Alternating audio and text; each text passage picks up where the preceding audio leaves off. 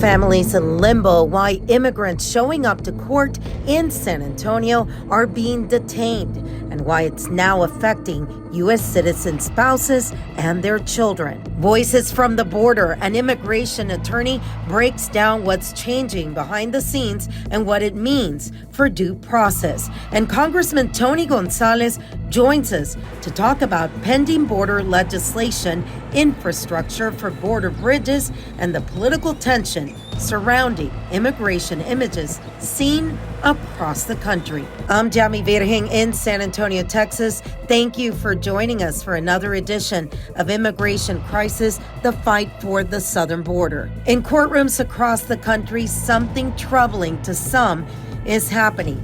Immigrants who were told to show up for hearings, some married to U.S. citizens, some with children, are now being detained and sent to immigration holding facilities. That includes the minors. The images that have gripped the country from San Antonio as families are torn apart. What's behind the increase in detentions? On Thursday, the most in a single day, more than 2,200 detained. But first, the protest across the country, starting in LA and now in San Antonio, Texas, where Governor Abbott has deployed 2,000 National Guards members and over 170 DPS troopers to protect the city from peaceful demonstrations expected to start Tuesday night. The mayor of the city of San Antonio, Mayor Ron Nirenberg, and Police Chief William McManus address what they're planning on doing to make sure that San Antonio remains peaceful. The San Antonio Police Department fully supports the right to peacefully demonstrate. We recognize how important it is to protect this fundamental freedom. Our top priority, however, is the safety of everyone involved, demonstrators, bystanders, and officers. We've established protocols to ensure demonstrations are managed safely and effectively. These plans allow for the free expression of First Amendment rights while reducing risks to public safety. If police intervention becomes necessary, it will be carried out according to department policy, with strong emphasis on de-escalation and maintaining order. As always, I'm in communication with our state and federal law enforcement partners to coordinate and prioritize public safety for the San Antonio community. We remain committed to keeping the public informed about our actions during these events. Transparency is essential to maintaining the trust and support that we've built in our community. Keeping San Antonio safe is a shared responsibility. I urge all of those who choose to demonstrate to do so peacefully. If you see something suspicious or dangerous behavior, call 911 immediately and move to a safe location. I empathize with the serious fatigue that this federal administration is causing within our community, but I will reinforce the Chief's call to remain peaceful should you choose to demonstrate this weekend. I also want to offer my full faith and support to both the San Antonio Police Department and the greater San Antonio community to maintain peace and order. I'm confident that San Antonio knows how to do this right. Exercise your right to free speech, but I urge you to keep it lawful and peaceful. Disruption, destruction is never appropriate, nor will it be tolerated. And again, what started all of this was Thursday. The most in a single day, 2,200 migrants arrested by ICE and ERO, which is Enforcement Removal Operations. They're all under the umbrella of Homeland Security. And what rights do these families actually have? We're going to go back and take a look at one of the stories filed by our colleague, Stephanie Esquivel. In January, I told you of new orders under the Trump administration that allow ICE to detain people at immigration courthouses for deportation, which was previously not allowed. Now we're starting to see it happen right here in San Antonio, and immigration attorneys tell me a lot of people going through the immigration process are now afraid to show up to their court dates. Not showing up for those court dates can also get them deported.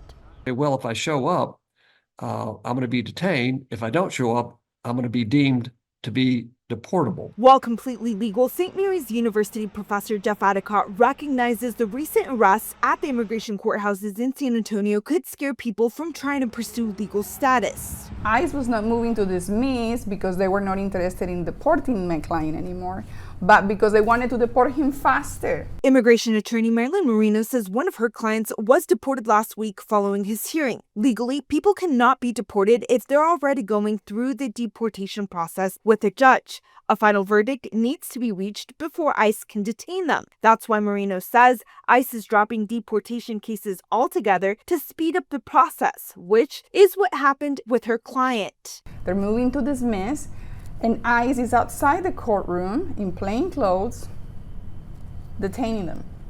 So the whole scheme is to get these people out of deportation proceedings in front of the judge so they can be deported right away. Adicott says in the past, judges issued removal orders, but many times those people went into hiding and were never actually deported. According to Adicott, this could be the Trump administration's effort to prevent that from happening. They're simply setting up camps around the immigration judges. So when these individuals are deemed, that their claim is dismissed, well, they're deportable right there at that moment. We speak now with immigration attorney Arinaldi Agosto, who's representing some of these families to explain what's happening and what people need to know if they're caught in the middle of these proceedings. Arinaldi Agosto, explain to us a little bit, number one, your client that you had yesterday, all the cases are going to be different. But I think people are under the impression that once they're arrested, that they're deported, when in fact, a lot of them end up getting some sort of a bond, correct? They could be able to request a bond. It all depends on the specific situation of the person that is being detained. Okay. Talk to us about your client yesterday when you were there. Well, my client, we went to the court hearing normal, as everything was as normal as always. When we headed to the elevator, there were some people that went down with us. And when we got downstairs, there was a table with the ICE agents there asking for information.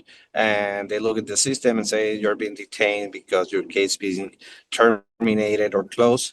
On my specific case, my client, his case wasn't terminated, or dismissed or anything like that.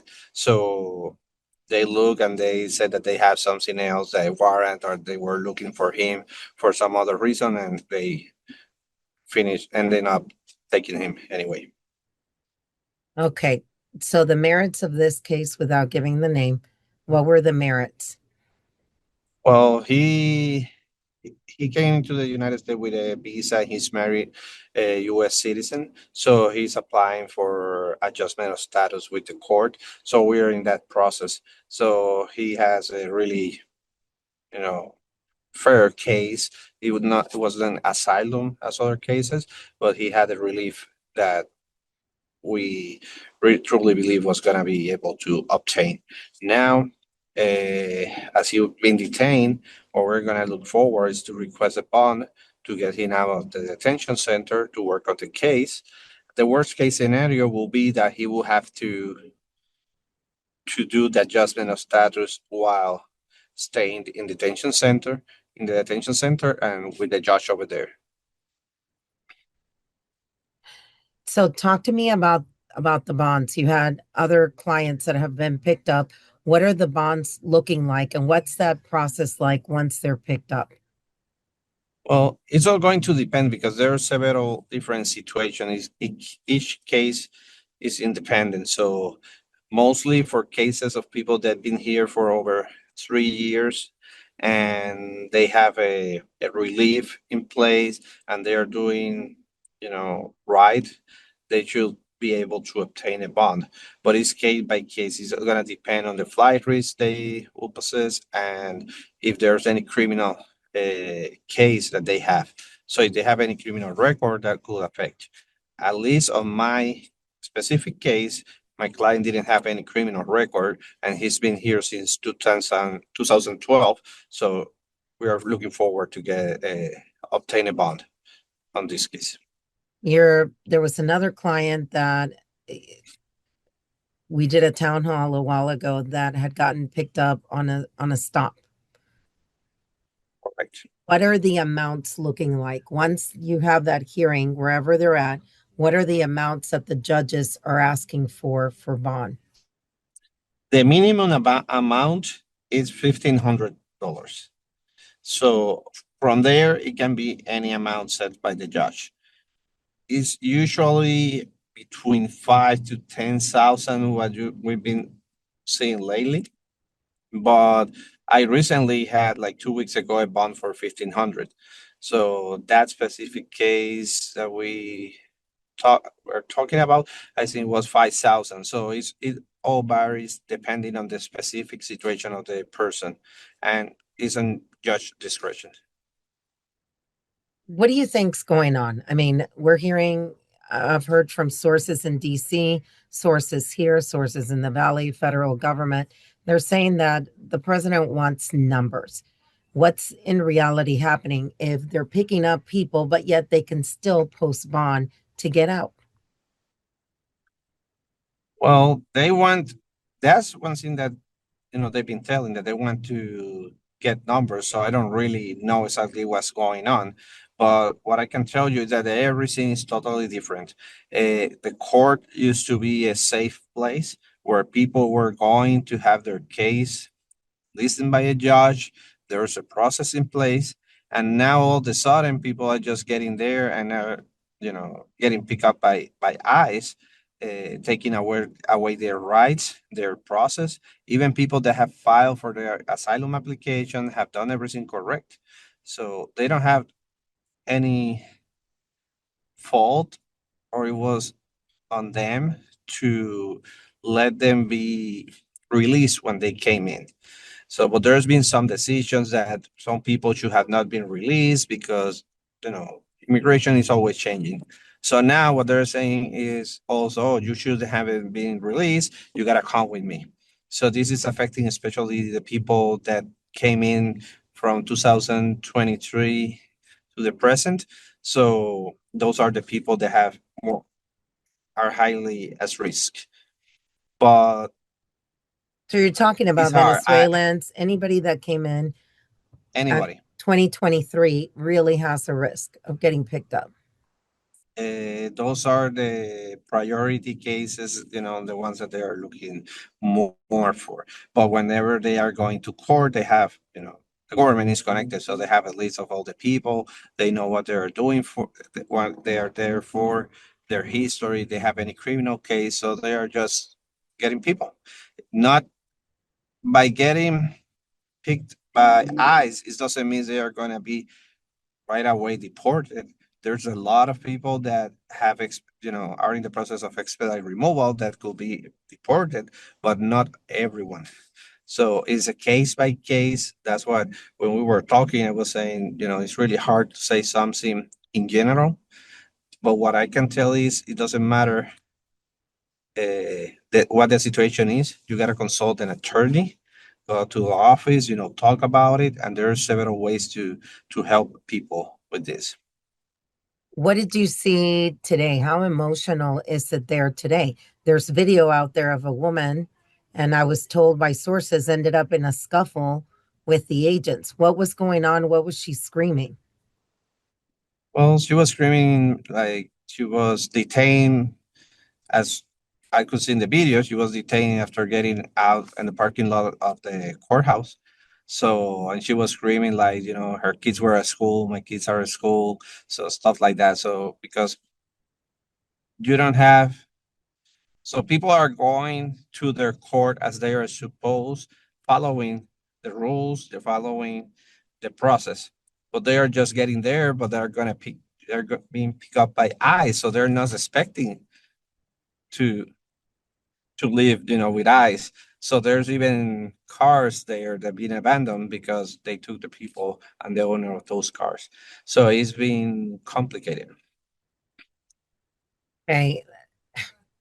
What do you tell people? What would you recommend to people, since you can't give one answer to everybody? What are you recommending in general to people that may see this? Well, there's things that can be done because there's a way to get the hearings by video conference. So there's a process to do that. So if people go to an attorney office and with enough time, we can file a motion to do that. So we don't have to go straight in person to the court.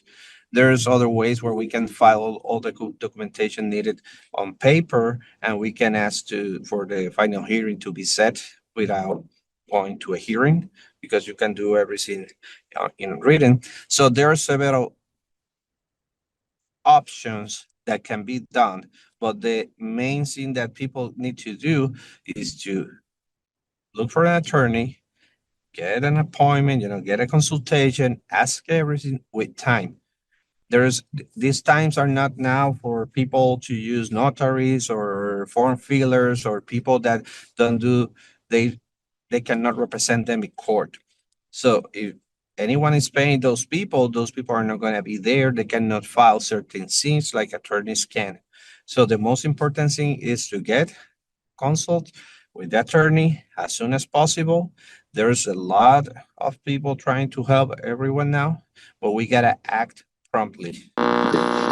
This week, we're also joined by Congressman Tony Gonzalez, a Republican whose district runs from San Antonio west to Uvalde, all the way across to Del Rio, and then over to El Paso. As the representative for the 23rd Congressional District, he's pushing for policies that will help the district, which includes 800 miles of the southern border. We spoke with him about what's being done in D.C. to support border communities, expand commercial bridges, and manage the chaos at the ports of entry. And of course, we asked him also to respond to some of the shocking images circulating around the country that show how immigration enforcement is playing out on the ground.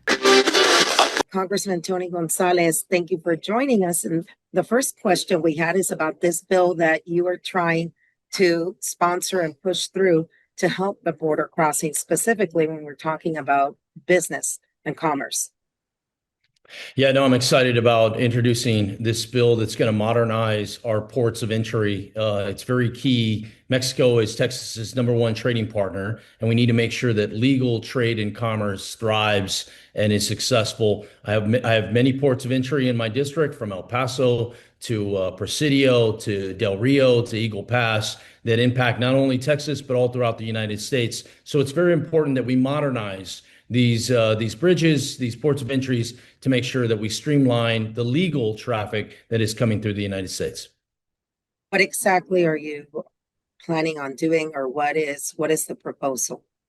Yeah, the idea is to cut out the bureaucracy in Washington, and instead of having to go through the administration for everything, regardless of who's in the administration, is that Congress leads, and Congress is the one that allows some of these permits to take place. So I'm working with Senator Cruz on this piece of legislation. We introduced this together. He's working in the Senate, I'm working in the House, and we're working together to make sure that we get it over the finish line. What does it mean right now? I mean, everybody's seeing what's happening with the borders, with immigration, but commerce is something separate. And then we have the tariffs. How important is the fact that that business needs to keep flowing between the two countries?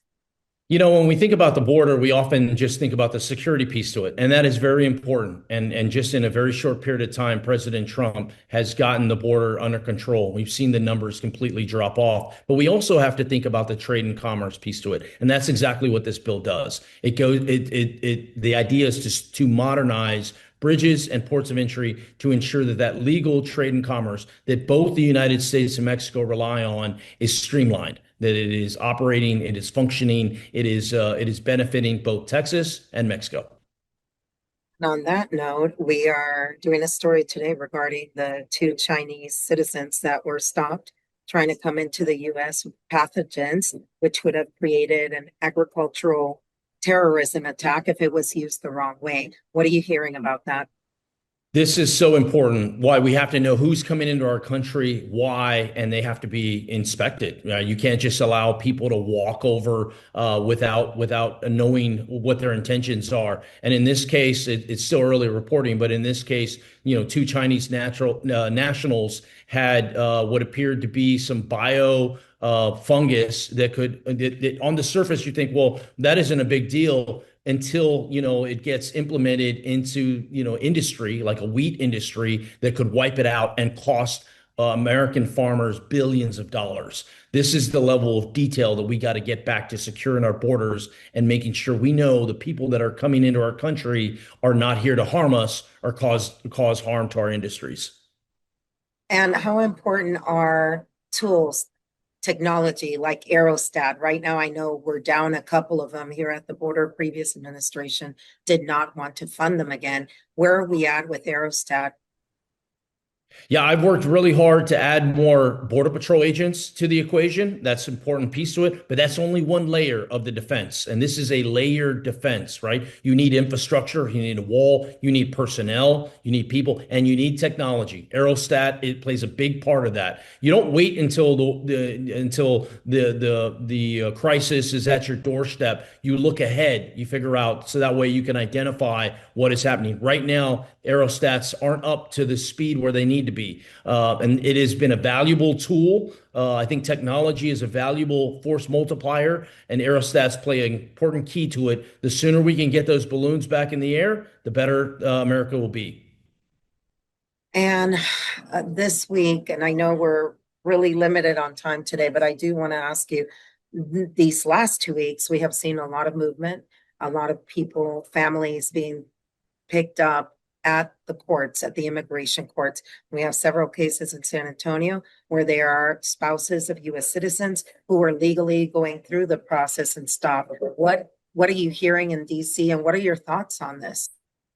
Yeah, every case is different, and many times, you'll see images or you'll see parts of it, and you won't know the full story. And this is where what is important to me is that we have rule of law, and we know exactly who is coming to our country. If somebody has overstayed their visa, if they're here illegally, if they've broken laws, there have to be repercussions for that. I have in particular fought very hard to, one, identify how many convicted criminal illegal aliens are in our country. The number is over 600,000.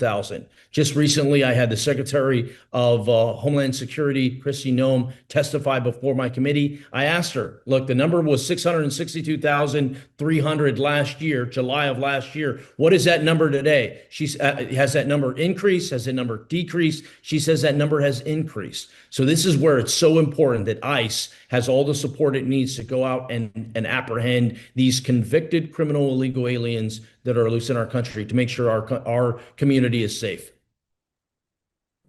On that note, though, and again, I bring you back to the cases that they were spouses of U.S. citizen. One mother has 6 little girls at home. They were doing the right thing and following it. So if we still have 600,000 and more have gone up, why are we not focusing that? Because that was part of the promise to go after the criminals. You see where I'm at? I know you guys still have your eyes on the prize. Nobody wants criminals here killing, raping, doing anything else. So where's the focus right now to get back to that?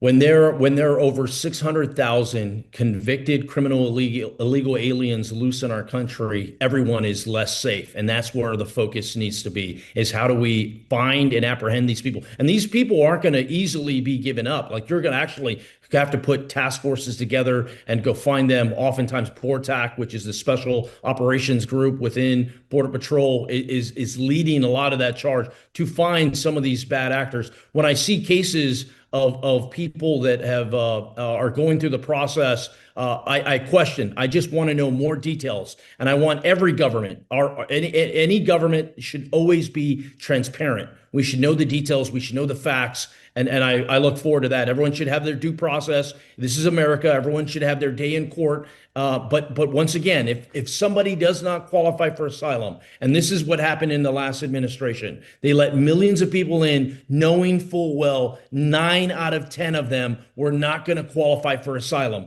They were fleeing economic persecution. They weren't fleeing other issues. So when that day in court happens and they do not qualify for asylum, our laws have to be implemented. Now, we can be compassionate with it. We need to find a way to balance it out. How are you compassionate and as well as enforcing the laws that are on the books? Do we go back to the system is broken? Because if a spouse is able to request their spouse or sponsor them and it's taking forever, is the system broken? I'd say a big part of why the system is broken is because the Biden administration used this one app, right? They circumvented the system. They basically allowed everyone to just come in without getting vetted, and they also gave false promises, thinking that you were going to come in and you were going to get work visas, knowing full well that you're not going to ultimately, when your day in court happened, you weren't going to qualify for asylum. And that is where we're at. We're starting to have these cases be read, be adjudicated. They're getting their day in court and they're not qualifying for asylum. But once again, every case is different. And I view every case, every person that is fleeing and coming to the United States deserves their day in court. And I look forward to that. From the courtrooms of San Antonio to the halls of Congress and the U.S.-Mexico border, we'll continue following the people, policies, and politics shaping the border. Thank you for listening. I'm Yami Virgin reporting from San Antonio, Texas for Sinclair Broadcasting, where we are the eyes and ears of the southern border.